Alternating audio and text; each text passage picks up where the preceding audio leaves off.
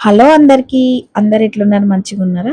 నేనైతే మంచిగున్నా. మీరు ఎట్లున్నారో కామెంట్ బాక్స్‌లో అయితే కామెంట్ చేయండి. వెల్కమ్ టు అత్తమ్మ చేతి వంట. ఇంకా మన వ్లాగ్‌ల ముచ్చట్లేందో చూసే ముందైతే ఫస్ట్ టైం మన ఛానల్‌ని చూస్తున్న వాళ్ళైతే సబ్స్క్రైబ్ చేసుకోండి.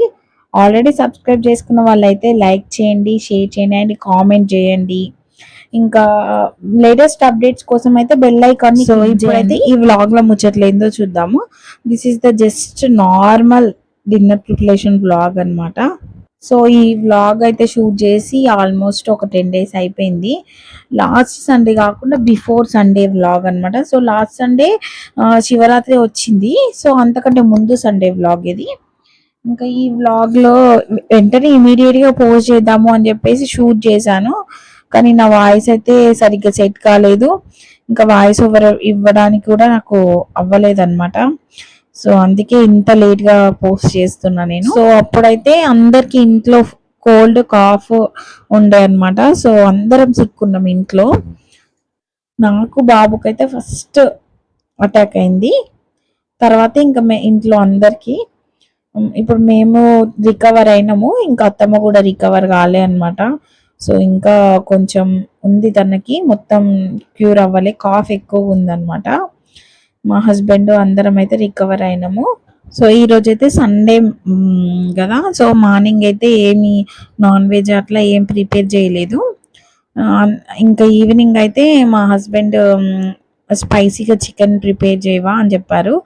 సరేలే ఓకే అని చెప్పేసి నేనైతే స్టార్ట్ చేశాను అనమాట ప్రిపరేషను. కోల్డ్ ఎప్పుడైనా కోల్డ్ కాఫ్ వచ్చినప్పుడు అయితే మేము స్పైసీగా పెప్పర్ వేసుకొని అయితే చికెన్ ప్రిపేర్ చేసాం అనమాట. సో ఇట్లా తింటే కొంచెం మంచిగా అనిపిస్తుంది అనమాట, కొంచెం తగ్గినట్టు అనిపిస్తుంది. సో ఎప్పుడు ఇట్లనే చేస్తుంటాం. సో జ్వరంలో అయితే తినము, కోల్డ్ కాఫ్ వీటికైతే కొంచెం మంచిగా పనిచేస్తుంది. అప్పుడు సిక్కున్నాం కదా, నోరు మొత్తం కొంచెం చేదు ఉండే అనమాట. సో ఏది టేస్ట్ లేదు, ఏం తినాలనిపించలే. ఇంకా ఇట్లయితే స్పైసీగా కొంచెం మంచిగా తినాలనిపిస్తుంది. మీరు కూడా మా లెక్కనే ఇట్లా కోల్లో కాఫ్లో ఇట్లా స్పైసీగా చికెన్ చేసుకొని తింటారా? కామెంట్ అయితే చేయండి.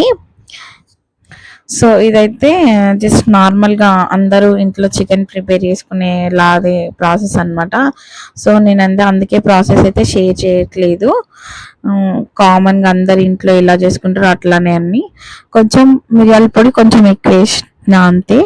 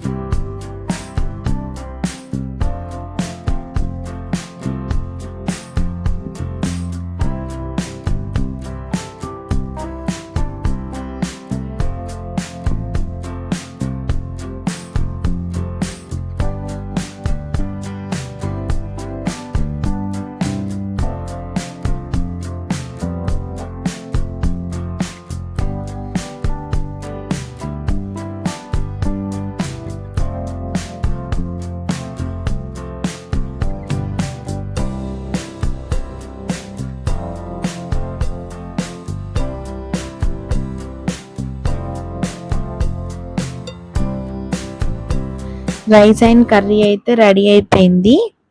ఇంక ఇక్కడైతే ఆనియన్ కట్ చేస్తున్నా అనమాట. సో నాన్ వెజ్ కదా, సో ఆనియన్తో తినాలనిపిస్తుంది. ఇట్లా కోల్డ్ ఉన్నప్పుడు నాటుకోడి పులుసు తింటే కూడా తొందరగా కొంచెం రిలీఫ్ వస్తుంది. సో ఎవరైనా ఎప్పుడైనా ట్రై చేయకపోతే ట్రై అయితే చెయ్యండి. కొంచెం వర్క్ అయితే అవుతుంది. ఇంకా వ్లాగ్ అయితే ఇంతే అన్నమాట. సో ఇదైతే మా డిన్నర్ ముచ్చట్లు. సో వ్లాగ్ అయితే చూసిన తర్వాత సబ్స్క్రైబ్ అయితే ఇవ్వడం మాత్రం మర్చిపోద్దు. అట్లనే కామెంట్ చేయండి, లైక్ చేయండి, షేర్ చేయండి. నెక్స్ట్ వ్లాగ్లో ఒక మంచి వీడియోతో మీ ముందు ఉంటాను. Until then stay tune. Bye bye, take care.